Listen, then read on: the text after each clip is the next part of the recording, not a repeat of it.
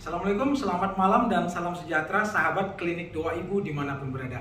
Sahabat, bagi para pasangan yang belum mempunyai anak, ada 3 jenis program hamil yang bisa dipilih. Dan biasanya kalau ini cocok dan sesuai dengan kondisi klinis pada pasangan, ini akan memberikan kemungkinan keberhasilan program hamilnya agar bisa mendapatkan keturunan. Nah, program hamil yang pertama itu disebut dengan induksi ovulasi. Induksi ovulasi itu singkatnya seperti ini.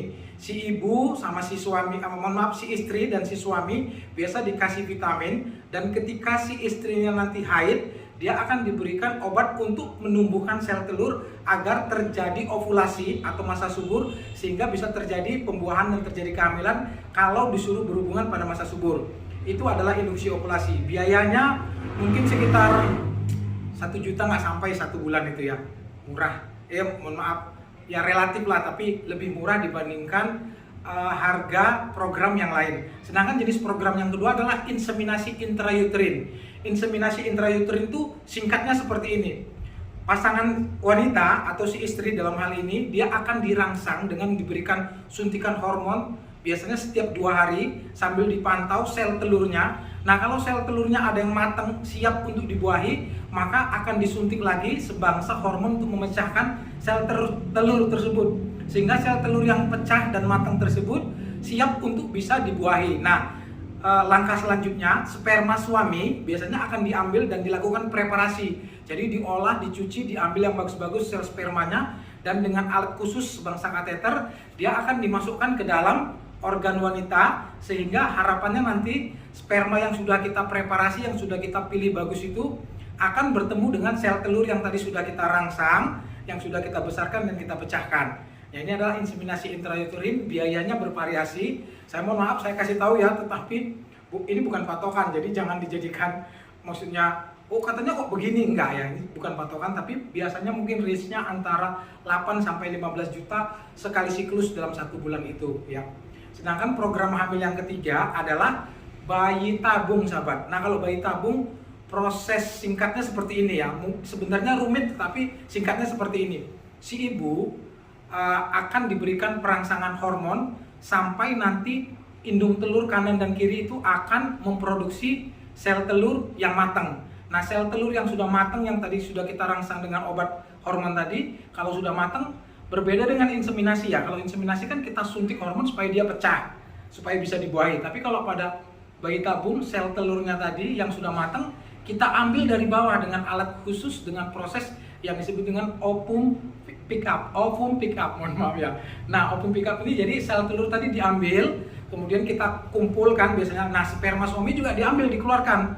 Kemudian setelah diambil, dilihat mana yang bagus. Kadang-kadang bisa kita pilih sperma laki atau sperma perempuan. Nah, kemudian kita satukan di luar ya, setelah dia bersatu dan menjadi calon bayi. Ini singkatnya seperti itu ya, padahal kan prosesnya rumit ya. Setelah jadi calon bayi, maka calon bayi ini atau zigot ini akan dimasukkan ke dalam rahim si ibu melalui proses yang disebut dengan embrio transfer.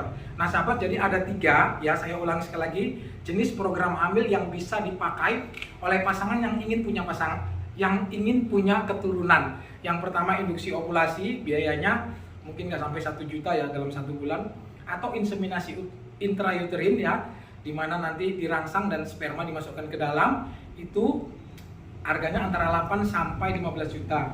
Sedangkan bayi tabung, ini prosesnya lebih kompleks, nanti dia disatukan di luar. Setelah terjadi kehamilan, maka calon bayi tadi dimasukkan ke dalam rahim untuk supaya dia tumbuh.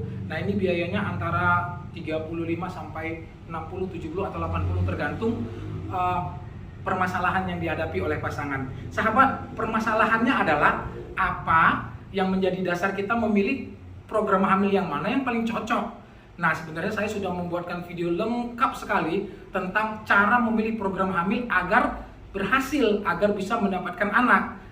Saya akan sertakan linknya, silakan tekan link di atas ya yang berwarna biru. Di situ sudah lengkap sekali. Saya juga akan memberikan beberapa link yang penting untuk para pasangan yang ingin punya anak. Ada cara membuat sperma menjadi tokcer, ada juga link cara menghitung masa subur. Jadi kapan sebenarnya berhubungan badan itu supaya bisa dapat keturunan.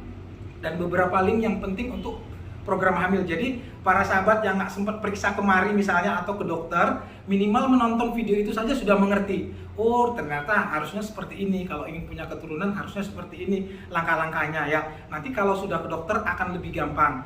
Nah, saya pikir semoga saja bermanfaat. Terima kasih karena sudah menyaksikan video ini. Semoga bermanfaat. Oh ya, kalau misalnya sahabat menganggap ada manfaat dari video ini, silakan share video ini sebanyak-banyaknya ya, agar para pasangan yang sedang menantikan buah hati itu mendapat informasi yang mungkin perlu bagi mereka. Terima kasih. Assalamualaikum warahmatullahi wabarakatuh.